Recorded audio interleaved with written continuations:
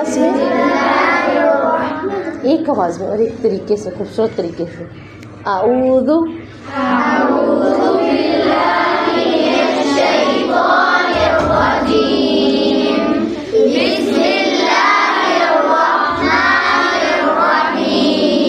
شاباش. اور دھیان رکھنا ہے کبھی لے کے اندر آپ نے یہ نہیں کہہ دینا بسم اللہ، ٹھیک ہے؟ اس میں یا نہیں ہے، معنی بدلے گا. ہم نے کیا کہنا ہے؟ بسم اللہ. ہوتا ہے نا، ہم پڑھتے پڑھتے بڑے مزے میں کہہ جاتے ہیں بسم اللہ، ہے نا؟ تو آپ نے دھیان رکھنا ہے بیس نہیں، بسم اللہ، ٹھیک ہے؟ اور مجھے بتائیے جو آپ کو ہوم ورک دیا گیا تھا، کس کس نے اپنی ڈیوٹی نے مارننگ میں صبح آتے ہی آپ نے اذکار کا پوچھنا ہے؟ جی آپ نے پوچھا، آپ نے، ٹھیک ہے، تو ڈیوٹی فل ٹائم تھی، آپ پوچھا، آپ لوگوں نے انہیں جواب دیا؟ جی. آپ نے اذکار مکمل کیے سب نے؟ کوئی دن ایسا نہیں چھوڑا کہ وہ اذکار کے بغیر تھا، وہ ہماری زندگی میں اللہ کے کلمات کے بغیر تھا، ایسا کوئی دن نہیں تھا. Very good. یعنی آپ نے ان 15 دنوں میں مکمل اذکار کا دھیان رکھا. اور گھر پہ کسی کو سکھایا؟ بہن بھائیوں کو، گھر والوں کو؟ بیٹے یہ آپ نے یہ ڈیوٹی دینی ہے، کیونکہ اب کوئی پیغمبر نہیں آئیں گے. آپ صلی اللہ علیہ وسلم کی حدیث میں دیکھیں، ہمیں یہ بھی ایک خوبصورت بات ملتی ہے. آپ نے کیا فرمایا تھا؟ میری آمد پر نبیوں کی آمد ختم ہو چکی ہے، میرے وقت کوئی نبی نہیں آئے گا، میرے وقت صرف کیا آئے گا؟ قیامت کا دن. اور میرا یہ پیغمبرانہ کام کون کرے گا؟ میری امت. ہم امت ہیں، آپ امت کی پیاری بیٹیاں ہیں، آپ امت کی خوبصورت خواتین ہیں کہ جنت کی سردار. مومن عورت جنت کی سردار ہے، وہاں جو اتنی حوریں ہوں گی ان سب کی سردار ہوں گی ہم انشاءاللہ تعالی. تو آپ لوگوں نے کیا کرنا ہے؟ اس فریضے کو بھی سر انجام دینا ہے. اور پھر سب سے پیاری بات یہ بھی تو ہے نا، آپ صلی اللہ علیہ وسلم کی حدیث میں آتا ہے کہ اللہ تعالیٰ اس کے چہرے کو خوبصورت رکھے، تر و تازہ رکھے، حشاش بشاش رکھے، یعنی وہ گلوئنگ کرتا رہے گا، خوبصورت رہے گا ہمیشہ. اسے شیطان کوئی زر نہیں پہنچائے گا اس چہرے کو.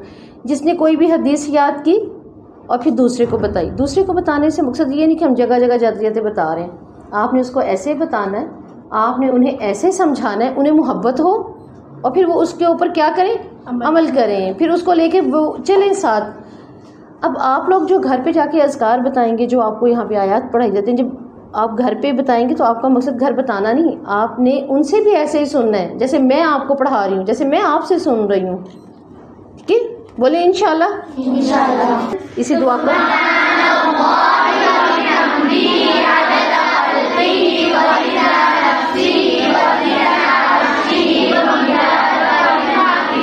Very good.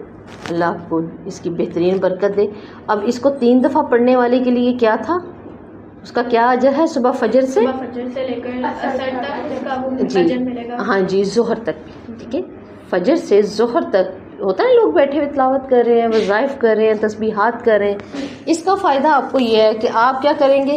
اس کو صبح اپنے اذکار کر لیں گے، فجر کے بعد بیٹھے ہوئے آپ کو ظہر تک بیٹھنے کا اجر ملے گا، چاہے آپ زندگی کسی کام میں بھی مصروف ہوں.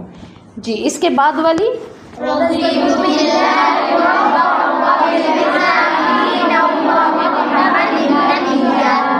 جی اس کے لیے کیا حدیث بتائی تھی میں نے آپ کو؟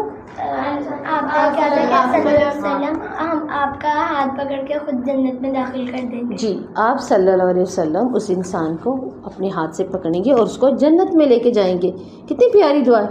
ٹائم تو نہیں لگا نا اس کو پڑھنے میں. اس کے بعد ہمارے پاس کیا ہے؟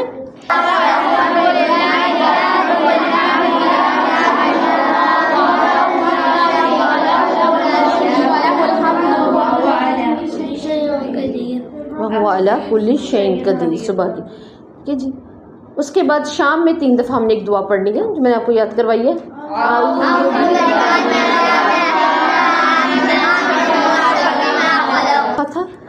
اصبحنا، ہم نے صبح کے لیے جب استعمال کیے تھے الفاظ تو ہم نے کہا تھا اصبحنا، اصبح الملک للہ والحمد للہ ولا الہ الا اللہ وحدہ لا شریک لہ لہ الملک ولہ الحمد وہو علی کل شیء قدیر. اب ہم شام میں جب داخل ہوں گے، عصر کا وقت ہوتا ہے داخل ہونے کا، ہم نے عصر کی نماز پڑھی، آپ اپنے جا نماز پڑھی. اب رات کے شر سے پناہ مانگنے کے لیے، اب رات میں بھی کیا ہے؟ شیاطین کی بھاگ دوڑ، شیاطین کا اپنے گھروں میں بیٹھنا. اور شیاطین کیا کرتے؟ رات کے وقت شیاطین نکلتے ہیں، اور جتنے بھی شیاطین، تو رات میں کیا ہے، جب اندھیرا پھیلتا ہے شیاطین اپنے شر کو پھیل جاتے ہیں، ٹھیک ہے. شیاطین کیا کرتے ہیں، برائیوں کو نکلتے ہیں. حتیٰ کہ دیکھیں جنہوں نے چوری ڈاکے کسی کو نقصان پہنچانا ہے وہ بھی تو رات کا ہی فائدہ اٹھاتے ہیں. اندھیرا چھا جائے گا، ہم کسی کو نظر نہیں آئیں گے، اسی طرح نکلتے ہیں. اور آپ دیکھیں بہت سے ایسے موذی جانور، بہت سے ایسے موذی پرندے، موذی چیزیں، اللہ کی ایسی مخلوق بھی ہے جو زمین کے نیچے ہے، وہ دن میں نہیں سامنے آتی، وہ راتوں میں نکلتے ہیں. انہوں نے رات میں ہی اپنا شکار ڈھونڈنا ہوتا ہے، اور پھر وہ کیا کرتے ہیں، رات کو ہی انسان کو ضرر پہنچا دیتے ہیں. اب رات کے ٹائم ہم کہتے ہیں نا نہیں بہت زیادہ درختوں کے نیچے سے نہ گزریں، جھاڑیوں میں نہ گھسیں، کھیت کھلیانوں میں نہیں گھسنا، پانیوں کے قریب سے نہیں گنا. رات کیوں، رات ہی کی بات، اب بند کریں اس کو، رات ہی کی بات کیوں ہے، اسی لیے کہ اس وقت کوئی چیز شر پہنچا سکتی ہے، کوئی بھی چیز ہمیں شر پہنچا سکتی ہے، کوئی بھی چیز سامنے آ سکتی ہے. ان ساری چیزوں سے بچنے کے لیے جنات کا نکلنا بھی ہوتا ہے نا، ان سے بھی بچنا ہے. تو کیا کریں پھر، ہم اس دعا کو عصر کے بعد پڑھیں گے. اللہ تعالیٰ رات کے ہر طرح کے فتنے سے ہمیں بچا لیں گے. جو رات کا ہر طرح کا ایک فتنہ ہے، اس فتنے میں یہ بھی تو فتنہ ہے، شیطان کیا کرتا ہے، وہ اپنے ہی نسل کو، اپنے ہی بچوں کو ہمارے سر پہ بٹھا دیتا ہے. اب وہ کیا کرتے ہیں، رات کو ہمارے یہاں پیچھے جہاں ہم چٹیا کرتے ہیں، یہ گدی جسے کہتے ہیں، چٹیا ہم کرتے ہیں، یہاں پر اس کے پاس ایک دھاگا ہوتا ہے، اس نے اس دھاگے پہ پڑھ کے ایک گرہ لگائی، دوسری گرہ لگائی، یہاں باندھ دی، تیسری گرہ لگائی، یہاں باندھ دی ہمارے سر کے پاس. اب جب وہ 3 گرے لگا کے ہمارے سر پہ اس نے بیٹھنا ہوتا ہے رات کو، کس چیز کے لیے، نہ یہ اٹھے، نہ یہ نماز پڑھے، یہ اللہ کا باغی بنے، اور بعد میں سارے لشکر شیاطین کے اس پر مسلط کروں، اس کو ہم نقصان پہنچائیں. اور اس کا نقصان سب سے بڑا کیا ہوتا ہے کہ انسان، ہم نہیں جانتے کب موت آ جائے، اور جس دن یہ سب کچھ چھوٹ گیا، نماز چھوٹ گئی، اذکار چھوٹ گیا، اگر اسی دن مرنا ہوا تو پھر ہم کیسے جا ملیں گے اللہ سے، اپنے اللہ سے کوئی وعدہ نہیں کیا ہوا، پھر کہاں گئے اللہ کے وعدے اور ہمارے کیے ہوئے. ہم نے تو اللہ سے وعدہ کیا تھا تیرے سوا کسی کی عبادت نہیں کریں گے. تو اللہ تعالیٰ قرآن میں کہتے ہیں نا، شیطان کی عبادت نہیں کرنی، لا تعبدوا الشیطان. اب آپ سوچیں گے ہم روزہ تو نہیں نا شیطان کا رکھتے، نہ ہم نماز پڑھتے ہیں شیطان کی، تو پھر اس کا مطلب کیا ہے، اس کا معنی کیا ہے، اس کی بات نہیں ماننی. عبادت کا مطلب ہوتا ہے عبد، ٹھیک ہے. عبادت لفظ 3 روٹ سے بنتا ہے، اور وہ 3 روٹس کون سے ہیں، ٹھیک ہے. عبادت کا روٹ کیا ہے، عین با دال، عبد. عبد کسے کہتے ہیں، بندہ، انسان. عبد، عبداللہ بھی تو نام ہوتا ہے نا، اللہ کا بندہ. تو عبد عبادت، یعنی عبادت کون کرے گا، جو بندہ ہے. اور ہم کس کے بندے ہیں، ہم کس کی بندیاں ہیں، اللہ تعالیٰ کے. تو اللہ تعالیٰ یہاں پر چاہتے ہیں کہ عبد کا مطلب ہوتا ہے ماننے والا، فرما بردار.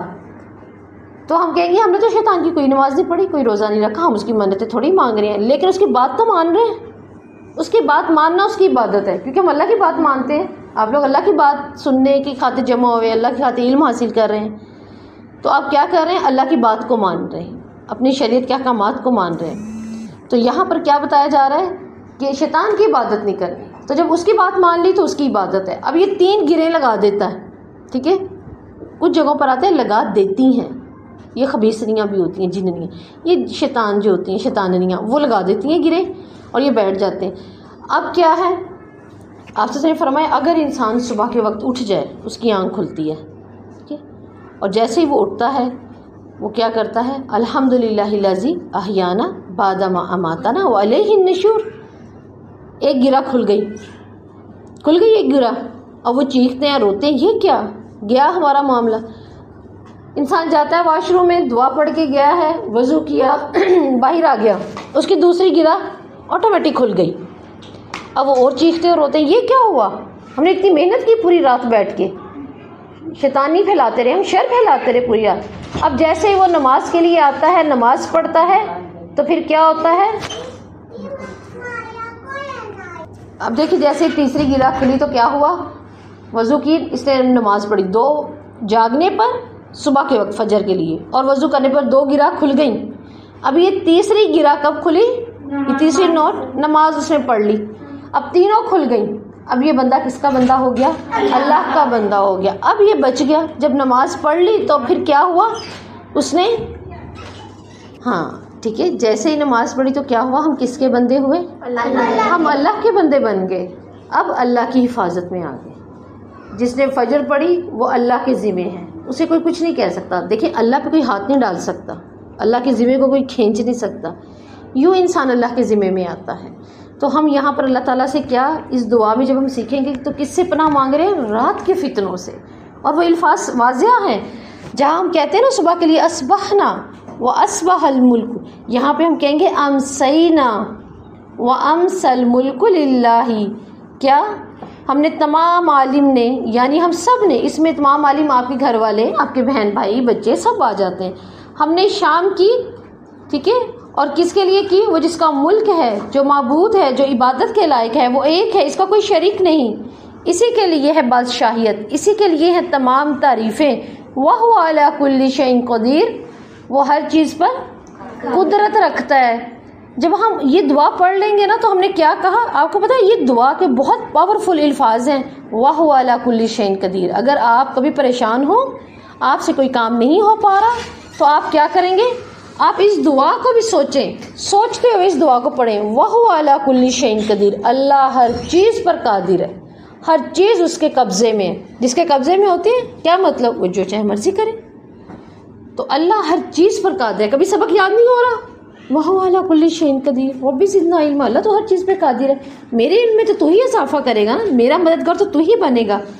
وَهُوَ عَلَى كُلِّ شَيْءٍ قَدِيرٌ رَبِّ أَسْأَلُكَ، اے اللہ میں نے تجھ سے سوال کیا، خیر ما فی هذه الليلة، اس رات کے، ٹھیک ہے کیا، وخیر ما بعدها، پہلے تو ہم نے کیا سوال کیا دعا کے اندر؟ اللہ تعالیٰ میں اس رات کی خیر مانگتی ہوں. اس رات میں خیر بھی تو ہے نا. ہم عشاء اچھی پڑھ کے سوئیں گے، ہم سورہ ملک پڑھ کے سوئیں گے، اور ہم رات کے اذکار کر کے سوئیں گے. اللہ تعالیٰ ایسا کرم کرے، اتنی بہترین نیند پوری ہو، ہم تہجد میں اٹھیں گے. ہم اس دن ہو سکتا ہے اس تہجد میں اللہ کی ایسی تسبیح کریں ہم نے پوری زندگی کی ہی نہیں. اللہ ایسی خیر دیں اس رات کی، اور ایسی خیر اس رات اللہ ہماری تقدیر میں لکھ دیں کہ ہماری تقدیر بہترین اللہ کے بندوں جیسی بن جائے جن سے اللہ راضی ہے. تو کیا ہم کہیں گے؟ خیر ما فی ہذہ لیلتی، اللہ تعالیٰ مجھے اس رات کی خیر دے، اور خیر ما بعدہا، اور اس کے بعد کی بھی، کہ اس کے بعد بھی جو رات آئے اللہ تعالیٰ وہ بھی میرے لیے خیر کی ہو. ایک دن کی خیر تو نہیں چاہیے، مومن تو آخرت تک اپنی خیر مانگتا ہے. اور ساتھ ہی ہم کیا کہتے ہیں؟ ربی اعوذ بک من الکسل، واعوذ بک من شر ما فی ہذہ لیلۃ. اللہ تعالیٰ مجھے اس رات کے بھی شر سے بچانا ہے، اور ما بعدہا، اس کے بعد جو پھر رات آئے مجھے اس کے شر سے بھی بچانا ہے. ربی اعوذ بک من الکسل، اور کیا کرنا ہے اللہ تعالیٰ؟ آپ نے مجھے پناہ دینی ہے سستی سے، سو کبر، برے بڑھاپے سے. آپ نے دیکھا نا بچپن میں بھی بچے ایک دم بوڑھے بوڑھے لگنے لگتے ہیں، ہے نا، جوان بھی بوڑھے لگنے لگتے ہیں، سر وائٹ ہو گئے ہیں، عقل کام نہیں کر رہی. اور اللہ نہ کرے بوڑھوں کی طرح ایسے بیمار ہو جاتا ہے، اللہ کسی کو ایسے نہ بیمار کرے. تو دیکھیں نا کوئی چار پہ بھی پڑ گیا کتنی پریشانی ہوتی ہے. تو ہم یہاں پر وہی تو پناہ مانگ رہے ہیں کہ اللہ تعالیٰ نہیں ہمیں پناہ دینی ہے. کتنے لوگ کہتے ہیں یہ 10 سال تک، یہ 15 سال تک، یہ 20 سال تک بالکل ٹھیک تھی، اس کے بعد یہ بیماری ہوئی ہے تو یہ بستر پہ. تو اللہ تعالیٰ سے یہاں پناہ مانگ رہے ہیں، اللہ تعالیٰ ہمیں برے کبر سے بھی پناہ دینی ہے. ربی اعوذ بک، اور میں پناہ مانگتی ہوں میرے پروردگار، من عذاب فی النار، آگ کے عذاب سے. میں نے بہت پہلے آپ کو حدیث کے اندر بتایا تھا کہ آپ سے اس نے فرمایا اللہ تعالیٰ نے کیا کیا تھا؟ 70 سال تک آپ کو دہکایا، جلایا، اور وہ کیسی ہو گئی؟ سرخ. 70 سال جہنم کی آگ، اتنی دہکائی، اتنی، اور وہ ہماری آگ جیسی نہیں ہے. ایک حدیث میں آتا ہے اگر ایک جہنمی دنیا کی بھڑکتی، سب سے زیادہ بھڑکتی ہوئی آگ میں آ کے گرے نا تو وہ سکون سے سوئے گا. اتنی بری ہے وہ، یہ تو کچھ بھی نہیں ہے ادھر کی آگ. وہ اتنی دہکائی گئی، اتنی دہکائی گئی، وہ سرخ ہو گئی، پھر 70 سال دہکائی اور دہکائی، پھر وہ سفید ہو گئی، پھر 70 سال دہکائی اور وہ کالی ہو گئی. پھر آپ نے فرمایا بس اب وہ کالی ہے. دیکھیں تو آگ اور اوپر سے کالی، کیسا خوفناک منظر ہے. اللہم اجرنا من النار، اللہ تعالیٰ ہمیں بچائے. آپ صبح کے اذکار میں پڑھا کریں 3 دفعہ اللہم اجرنا من النار، کیونکہ جو بھی کوئی پڑھتا ہے اللہم اجرنا من النار، آسو نے فرمایا جہنم خود کہتی ہے اللہ تعالیٰ اس کو میرے میں داخل نہیں کرنا. جو اس سے پناہ مانگتا ہے اللہ تعالیٰ خود کہتے ہیں. جی بتائیے. جی اللہم اجرنی کا مطلب ہوتا ہے اللہ تعالیٰ مجھے آگ سے بچا. اللہم اجرنا نون الف نا کا مطلب ہوتا ہے ہم کو، اس میں آپ کے گھر والے ہیں، اس میں امت کے مرد عورت ہیں، ٹھیک ہے، اس میں سب شامل ہو گئے. تو اجرنا سب، اجرنی میں ایک خود، ٹھیک ہے. اچھا سوال تھا ان کا. تو یہاں پہ ہم کہتے ہیں اللہ تعالیٰ ہمیں آگ سے بچا. آگ سے، یہاں جب بہت زیادہ گرمی ہو، باہر بہت گرمی ہو، لائٹ بھی نہ ہو، کھڑکیاں دروازے ہر چیز بند کر کے آپ کو کہیں رضائی میں لیٹ جائیں گے وہ اندر دیکھیں، یہ تو کچھ ہے ہی نہیں، یہ تو کوئی عذاب نہیں ہے نا. سوچے وہ عذاب کیسا ہے جس کو لیے اللہ تعالیٰ کہہ رہے ہیں اوڑھنا بھی، آگ کوئی اوڑھیں گے، آگ کوئی نیچے بچھائیں گے، آگ کوئی دیکھیں گے، بس آگ ایک ساتھی ہے. اللہ تعالیٰ ہمیں محفوظ کرے. اللہم اجرنا من النار. صبح شام اللہ سے دعائیں کیا کریں، اللہ ہمیں پناہ دے اس آگ سے. یہاں پر دیکھیں ہم نے ان دعاؤں کے اندر جہاں 3-4 دعائیں کی، اسی کے اندر کتنا پیارا ہے کہ اللہ مجھے آگ سے بچا. وَعَذَابِ فِي الْقَبْرِ، اور کس چیز سے بچا؟ مجھے قبر کے عذاب سے بچا اللہ تعالیٰ. قبر کے عذاب سے کیوں بچائیں؟ آپ سے فرمایا یا تو یہ جہنم کے گڑھوں میں سے ایک گڑھا ہے، ٹویا، ٹھیک ہے، ایک بہت بڑا کنواں ہے آگ کا جہنم کی، یا پھر جنت کے باغوں میں سے ایک باغ ہے. اب یہ باغ کس کے لیے؟ جس نے اللہ سے پناہ مانگی، جس نے پوری زندگی اذکار کے ذریعے اپنے آپ کو محفوظ کیا، اللہ کے قریب رہا، اللہ پہ بھروسہ کرتے ہوئے اسے کلمات سے اپنے آپ کو بچائے رکھا جہنم سے، آخرت کے عذاب سے. اس کے لیے تو یہ کیا ہے؟ جنت کا باغ ہے. اور جہنم کا گڑھا کس کے لیے؟ جس نے اللہ سے منہ موڑے رکھا، اللہ کی تعلیمات سے منہ موڑے رکھا. اس نے نہیں دیکھا کون سی ایسی چیزیں ہیں، کون سے کلمات ہیں جو اللہ نے میرے لیے اتارے تھے، میں بچتی اور پھر میں بچ کر ان کلمات کے ذریعے بہترین عبادت کرتی، اور اس بہترین عبادت کے ذریعے میں اپنے رب کے قریب ہوتی، میں اللہ کے ان بندوں میں شامل ہوتی جنہیں اللہ پسند کرتا ہے. تو اللہ تعالیٰ پھر کیا اس کی حفاظت بھی فرماتے. اللہ کی حفاظت کا ذمہ کس کے لیے ہے؟ کس پر ہے؟ جس نے خود کو اللہ کے حوالے کیا. جس نے نہیں کیا اس کے لیے نہیں ہے.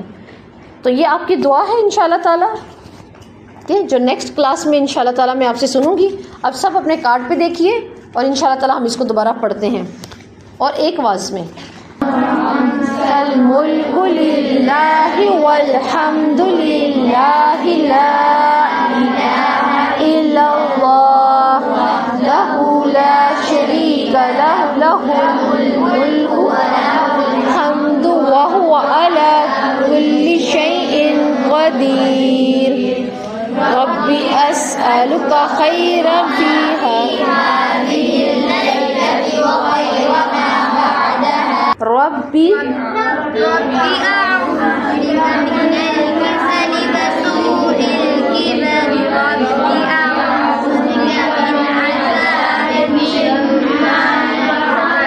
ربی اعوذ بک من عذاب جی ربی اعوذ بک من عذاب فی النار و عذاب فی القبر.